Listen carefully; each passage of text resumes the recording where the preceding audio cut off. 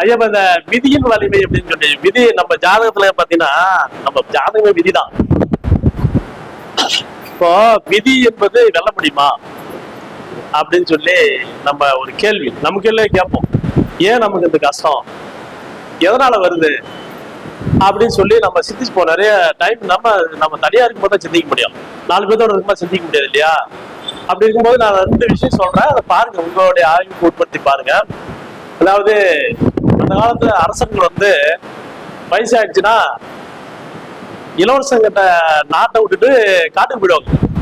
அது எப்போ வரும் அப்படின்னா காதோரம் முடி நரைக்கும். காதோரம் நரைச்ச முடி கதமுடி காட்டுது அப்படின்னு சொல்லி ஒரு பழைய பாடம் இருக்கு. அப்ப அந்த காதோரம் நர முடிக்க ஆரம்பிச்சதுன்னா உங்களுக்கு நட்டு போட்டாச்சுன்னு அர்த்தம், மேல இருந்து நட்டுக்கு வந்துருந்து அர்த்தம். அப்ப தயாராகிடணும். அப்ப என்ன பண்ணுவாங்க, அரசர் வந்து தன்னுடைய மகனுக்கு வந்து இந்த அரச பதவியை கொடுத்துட்டு அவர் காட்டுக்கு போயிட்டு தானதர்மம் செஞ்சுட்டு இந்த வேள்வியில் செஞ்சு தானந்த அந்த மாதிரி நிறைய விஷயங்களை பண்ணி அவங்க இறைநிலையை அடைய போயிடும். அப்படி இருக்கும்போது தசரத சக்கரவர்த்திக்கு அந்த மாதிரி ஒரு நாள் வந்துருது, நம்ம சங்கடம் மாதிரி இதுக்கு மேல நம்ம இருக்க வேணாம், நம்ம காட்டுக்கு போயிடுவோம், அதனால பிள்ளைய வந்து அரசாட்சி வந்து பசங்கிட்ட கொடுத்துடலாம்னு சொல்லிட்டு எல்லா ஜோசியர் வசிஷ்டர் உள்ளிட்ட அத்தனை ஜோசியரையும் வர வைக்கிறாங்க. வசிஷ்டர் முக்காலம் அடைந்தவர், நடந்தது, நடந்து கொண்டிருப்பது, நடக்க போவது, 3 காலமும் அறிந்த ஞானி, பெரிய ஞானி. அவரை சூழ்ந்து நிறைய உங்களை மாதிரி பெரிய பெரிய ஜோசியர்லாம் உட்காந்துக்கிறாங்க. சரி, நான் அரச பதவியை கொடுத்துட்டு நான் காட்டுக்கு போடான்னு என்னைக்கு ராமனுக்கு முடிச்சு விட்டலாம் அப்படின்னு சொல்லி சொல்றாங்க, கேட்கறாங்க. அவர் வச்சுட்டு என்ன சொல்றாரு, நாளைக்கே சொல்லுங்க. இன்னைக்கும் நாளைக்குன்னு சொன்னீங்கன்னா, நாளைக்குன்னு சொன்னது எப்போ நடக்குது, 14 வருஷம் கழிச்சு நடக்குது. யார்ட்டா பணம் கொடுத்தீங்கன்னா நாளைக்கு தரேன்னா அது அவ்வளவுதான். நீங்க சொல்லியா அப்ப சொல்லிருக்காங்க.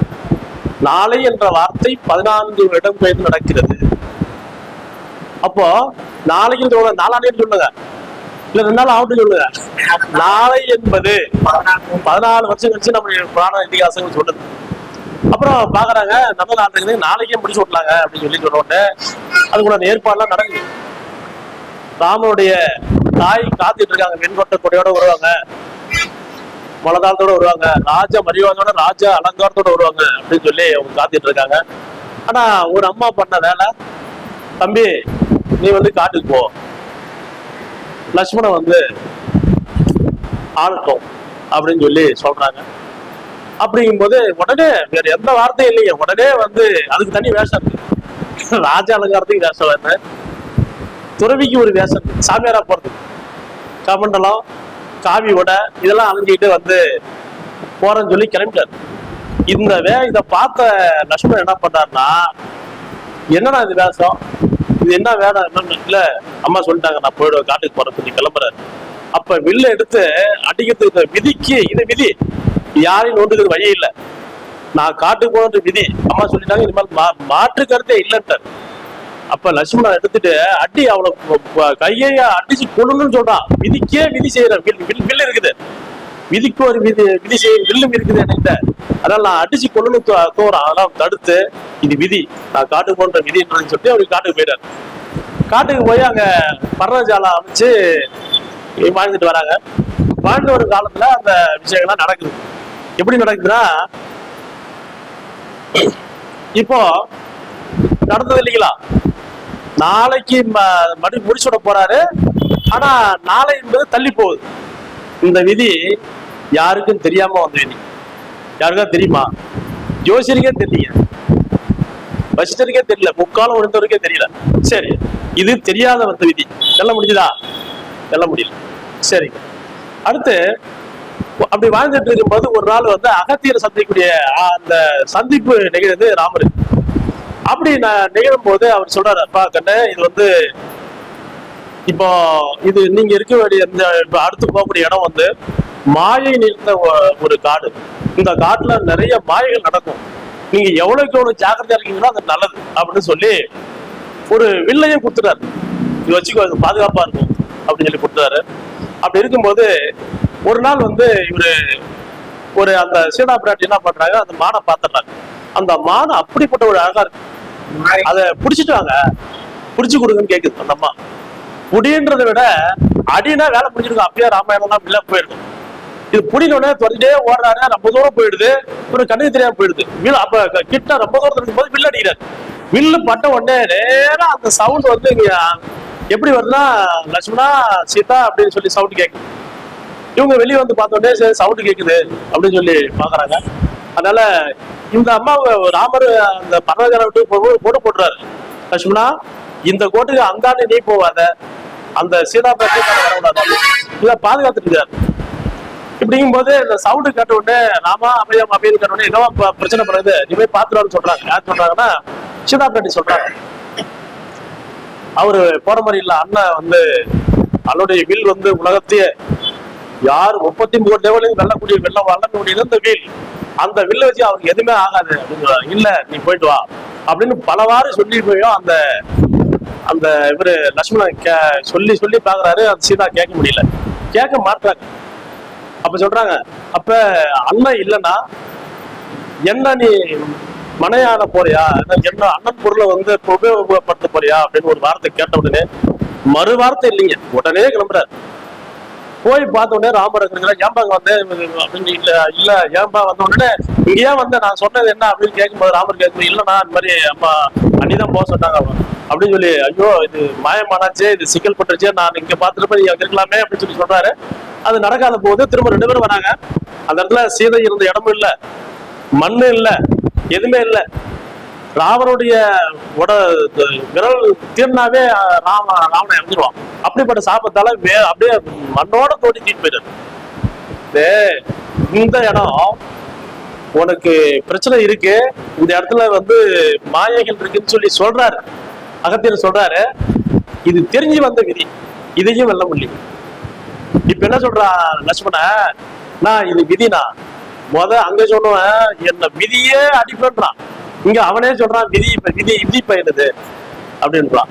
இப்ப 2 இடத்துலயும் விதி விளையாட முடியுங்களா, வெல்ல முடியுதா?